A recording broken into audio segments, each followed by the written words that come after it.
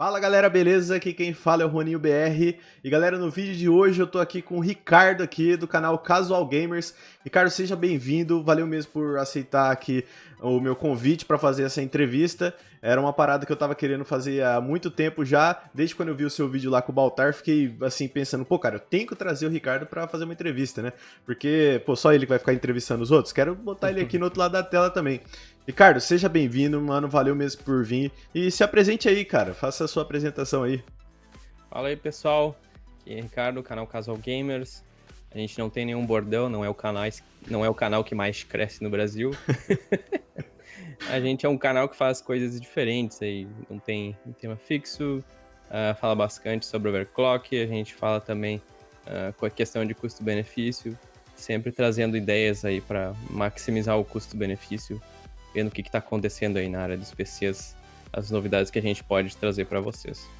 É isso aí, cara, show de bola. Acompanho o canal do Ricardo faz bastante tempo, galera. E sempre quando ele posta vídeo, eu já deixo lá as notificações ativadas e eu já vejo lá, pô, saiu vídeo no canal do Casual, velho. Alguma coisa séria aconteceu. Já vou correndo pra lá ver o que é, porque são vídeos extremamente relevantes. São vídeos ali que não são só vídeos postados. É um vídeo que tem um estudo por trás, é um vídeo complexo, é um vídeo de difícil produção. Então vale muito a pena perder assistindo do começo ao fim pra entender todo o conceito que ele quer trazer pra gente. É, Então, fala aí, Ricardo. justamente isso, né? A gente não tem muita frequência no canal porque eu gosto de coisa mais complexa, né? A gente sabe que o YouTube favorece o cara postar todo dia, mas eu gosto de trazer uma coisa diferente, um desafio, sempre um desafio diferente, explicar as coisas. Então, são vídeos que dão bastante trabalho, então eu não consigo postar com tanta frequência, apesar do pessoal pedir. Mas é também uma coisa boa, né? Porque o cara não precisa ficar recebendo notificação toda hora, de falar de coisa batida, o cara vai lá e ele vê uma coisa diferente, um negócio que o cara vai ver uma, duas vezes por mês, uma coisa interessante lá pro cara ver. Mas isso aí, cara, pode ter certeza que muita gente aí, por mais que você poste poucos vídeos, que tem uma galera com certeza acompanha todos os seus vídeos, cara. E eu sou um deles, eu posso falar porque eu sou fã do seu trampo, cara. Obrigado. Então vamos lá, vamos começar com as perguntas agora. Separei algumas perguntas aqui, ó, pessoal, pra botar o Ricardo na parede aqui mesmo, Manda bala. no bom sentido, lógico. E vamos lá, vamos começar aqui. Ricardo, da onde surgiu a ideia do canal e da onde surgiu o nome Casual Gamers, cara? Explica aí pra gente. Então, a ideia do canal surgiu, tava meio entediado, né? Eu e a minha mulher, a gente jogava muito. A gente começou a jogar mais coisas assim de jogos de forma casual, mas a gente gostava, né? Então vocês podem ver que o U ali, ele é menorzinho, justamente porque inicialmente ia ser, tipo, casual meio que casal gamers, né? Mas aí, no fim, a gente fez 2 vídeos sobre jogos e tal. Eu até comecei o canal em inglês, pensando, vou pegar as propagandas em inglês, vai dar mais revenue. É verdade, Mas, cara. mas não deu muito certo, não emplacou. Aí o primeiro vídeo que eu fiz sobre hardware, falando assim mais da questão de custo-benefício, peguei lá, era um i5 de primeira geração até. E aí eu montei uma máquina, isso foi em 2016, e o vídeo, tipo assim, explodiu, né? Eu não tava esperando que fosse explodir. E aí eu comecei a aprofundar mais, aprender mais sobre as coisas, e comecei a fazer mais vídeos nesse estilo, né? Então, foi ali que o canal meio que tomou uma mudança, começou a focar mais em hardware, onde inicialmente a ideia era mais games. Pô, maneiro, cara. Maneiro saber disso, porque normalmente os canais começam assim, né? Falando de jogos e depois, às vezes, os caras eles trocam de tema. Isso aí é muito comum no YouTube. No meu canal mesmo, eu comecei ali trazendo umas gameplays, né? E depois foi pra um foco totalmente diferente, que foi a parte de hardware. Hoje em dia eu trago gameplays, mas só pra testes. Então dá pra ver, galera, que no YouTube ali a gente tem que... Nem tudo que a gente começa quer dizer que a gente vai terminar naquilo. A gente, às vezes, migra pra outros assuntos, né? Isso é bem maneiro. E, Ricardo, da onde surgiu a sua paixão por hardware, cara? Da onde surgiu o seu amor ali por PC? Tem ali alguma história por trás disso? Algum começo, quando você era ali criança? Ou isso aí surgiu numa parte mais profissional? Claro, pô. Não, eu sempre gostei bastante de jogo, né? Quando eu era mais adolescente, sim. Eu jogava no PC, algumas coisas. Eu não pareço tão velho, mas tenho 36 anos, né? Então, a minha infância lá jogando era tipo anos 90, assim, início, né? DOSão lá, jogos do DOS. Então eu era moleque, queria jogar as coisas, e aí eu comecei a jogar bastante coisa, e aí eu comecei a aprender sobre hardware junto, né? A primeira máquina que eu montei foi um Cyrix 686, acho que não muita gente vai saber o que é. Mas aí tem até uma história que o Cyrix ele não saía muito bem no Quake, né? Aí até é um processador que tem um vídeo aí que diz Cyrix killed off by Quake, porque ele tinha algum set de instruções que não se dava muito bem com Quake. E aí meus experimentos começaram assim, tipo, eu tinha mais liberdade quando eu era menor, claro, né? O pai ajudava ali, não era eu que tinha que comprar as coisas. Cara. Então, mexi com Pentium, eu mexi com esse Cyrix, eu tive a primeira máquina que eu mexi mais foi um DX400, e então eu tive essa liberdade de mexer. Eu comecei a fuçar ali, gostava de montar, desmontar, sempre gostei de entrar fundo nas coisas, né?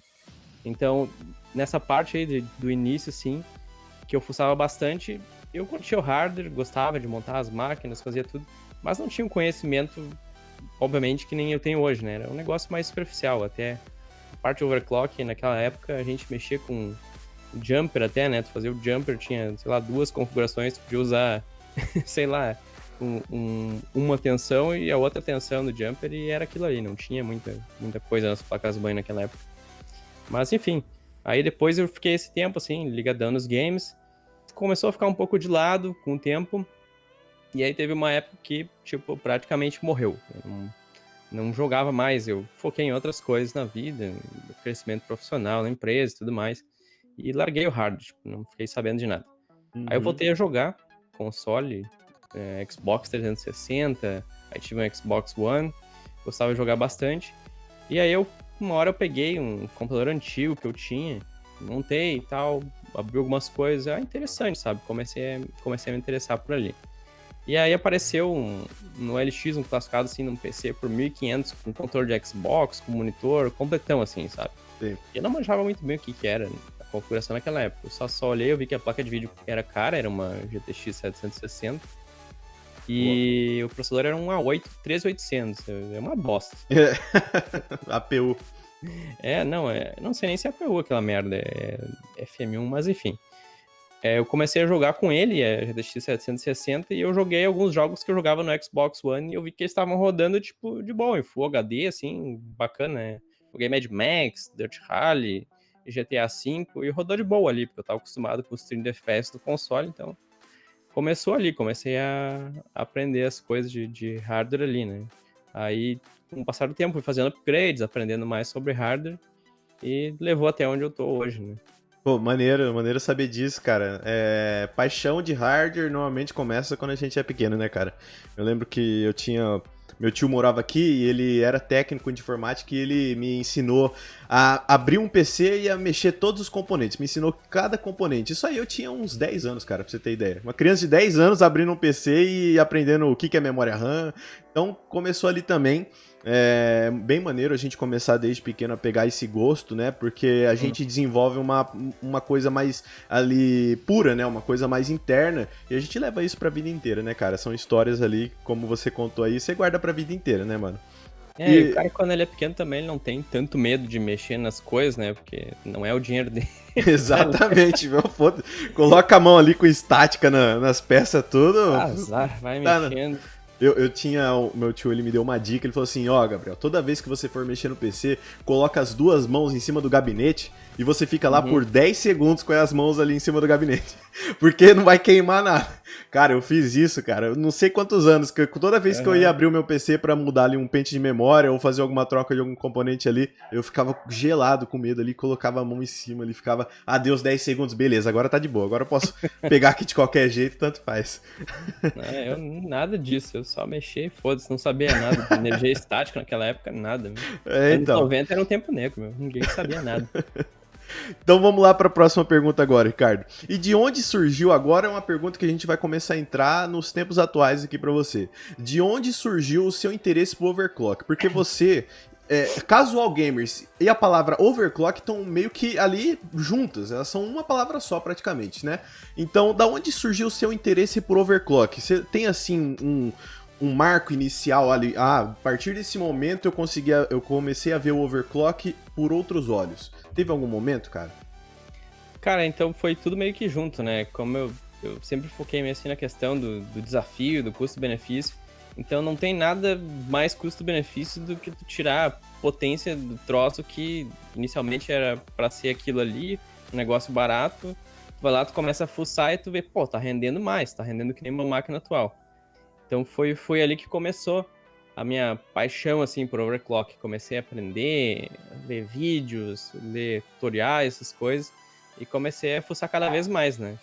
E atualmente eu gosto de fuçar mais memória, assim, que foi um negócio que foi muito ignorado, assim, por todo mundo na comunidade de hardware e ainda é bastante ignorado, embora bem menos, né? O cara vê vídeos antigos ali do Linus, dizendo que não faz muita diferença memória RAM, vídeos mais antigos, né? Claro, hoje você já sabe que sim. Mas é um negócio assim, que por muitos reviewers foi ignorado. E já na comunidade, assim, de quem faz overclock, competitivo, essas coisas, vê que dá mais pontuação e tal. Mas, então eu peguei esses cenários, assim, aplicados de overclock de memória e comecei a testar nos jogos. Aí eu vi que fazia uma puta diferença, né? Que, na verdade, o pessoal que testava antigamente não tinha muita metodologia nos testes. Eles provavelmente estavam restritos num cenário em que a GPU já não estava carregando para eles verem essas diferenças. E hoje em dia a gente consegue ver que tem uma puta diferença mexendo com memória, né? Que é, com certeza, é a parte mais chata do overclock e justamente por ser desafiador, eu gosto de fuçar em memória. Uhum. Bem bacana, cara. Realmente, teve uns anos atrás aí que até no Clube do Hardware, né? Não sei se você acompanha bastante o Clube do Hardware, mas teve lá algumas perguntas sobre dual channel também, frequências, e a galera falava, não, isso aí não faz diferença. Até uns 2, 3 anos atrás, cara. A partir do momento em que a gente começou a ver bastante vídeo sobre isso, até os seus vídeos mesmo servem como base para muita gente aprender a fazer overclock ali e aprender como que isso aí melhora o seu desempenho. E exatamente o que você falou, no caso da GPU tá limitando, a gente não vai ter tanta diferença, né, cara? Porque ali o trabalho vai cair sobre a GPU e não sobre a CPU que tá ligado diretamente à memória RAM, né, cara? Exatamente. Aí o cara não vai ver nenhum ganho, né? Porque o cenário da memória RAM é que ela trabalha junto com o processador. Então, aonde tu vai ver ganho com o processador melhor, é o mesmo cenário que tu vai ver com uma memória mais rápida e mais ajustada, né? Show de bola. Vamos agora para a próxima pergunta, então. E é assim, você tem alguma dica para quem tá começando a montar um PC hoje e quer fazer um overclock? Qual que seria uma dica de ouro, assim? Você tem alguma? Tipo, de forma genérica, né? Sempre busca algo que não te restringe a fazer overclock. Como, por exemplo, na plataforma AMD, que as placas de overclock já não tem uma diferença tão grande em relação à Intel. Não tem por que o cara pegar uma placa 320 que simplesmente vai bloquear toda a tua capacidade de overclock em processador e GPU, né? Claro que o overclock em memória é liberado, mas muitas vezes o training da placa-mãe não é boa, enfim, né? As trilhas não são otimizadas, não tem o dissipador no VRM, e tu vai estar mais limitado aí pegando uma placa que vai ser literalmente, sei lá, 100 pila, menos de 100 pila de diferença, né? Então, para começar a brincar, pega uma placa-mãe que te permita fazer overclock, e é isso aí, começa a aprender, começa a fuçar, vai sem medo. Eu sou, overclock vai queimar as peças. Não queima porra nenhuma, cara. O cara tem que ser débil mental pra queimar um troço hoje em dia com overclock. O cara coloca não sei se esse negócio aí veio muito de antigamente, que as placas-mães eram pior, que o pessoal não tinha tanto conhecimento. Mas hoje em dia o cara tem que se esforçar pra queimar alguma coisa, sabe? Tem limite de tensão nas placas-mãe mais simples, tipo, tem placa que tu vai ter que habilitar um switch pra te começar a cagar de tensão. E tu vai ver muita tela azul, vai começar o PC, vai parar de dar boot, vai tirar, vai dar clear CMS, limpa a BIOS lá. E taca-lhe pau, cara. Não tem por que ter muito medo de fazer overclock hoje. Você gosta bastante daquela placa-mãe B350 BTC, né, da Biostar. Eu vejo que você utiliza bastante ela nos seus vídeos, né? Não é uma placa-mãe excelente, né? Mas que custava R$309 na época, né? E aí eu tenho uma X370, o pessoal acha que o chipset vai fazer muita diferença, não faz porra nenhuma. O chipset é dispositivo USB, I/O, né? Então eu tenho uma X370 da Astral, que é um lixo, cara. Essa placa-mãe não sobe memória 3200. Aliás, eu consegui subir a Smart 3200 dela, mas dá erro em qualquer programa. E a Biostar, ok, subiu 3533, 3600. Justamente pelo fato de ela ter 2 slots, é mais fácil, né? A questão das trilhas serem otimizadas e tudo mais. Mas a questão da BIOS, a BIOS não é muito boa, mas para subir memória de boa, tem o Ryzen Master para te auxiliar no que tu não consegue fazer na BIOS. Uhum. Então não é uma placa que é, meu Deus, né? Que é questão do custo-benefício. Tu consegue tirar um overclock ali bacana com aquela placa. Claro que não vai ser um overclock tão refinado quanto nas outras placas mais caras, mas dá para brincar. E é o que eu uso hoje para minha plataforma de AMD, ainda é o que eu uso, é essa placa, né? Que é a X370 da Astral Killer, esse ali, é uma bosta essa placa. Essa B350, cara, ela é praticamente um preço de uma A320.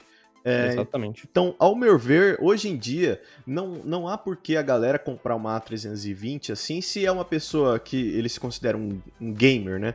Um gamer, pra investir numa A320, não faz sentido hoje em dia, porque tem B350 com um preço mais muito próximo, galera. Às vezes você deixa de sair um final de semana, você fica um final de semana na sua casa. É o dinheiro pra você conseguir comprar uma placa dessa. R$ 50 ali. E hoje tem muito aquela questão da hype da China, tudo os caras importam essas placas sem marca da China, e o cara não sabe como é que foi feito, qual que é o componente por trás daquilo, né?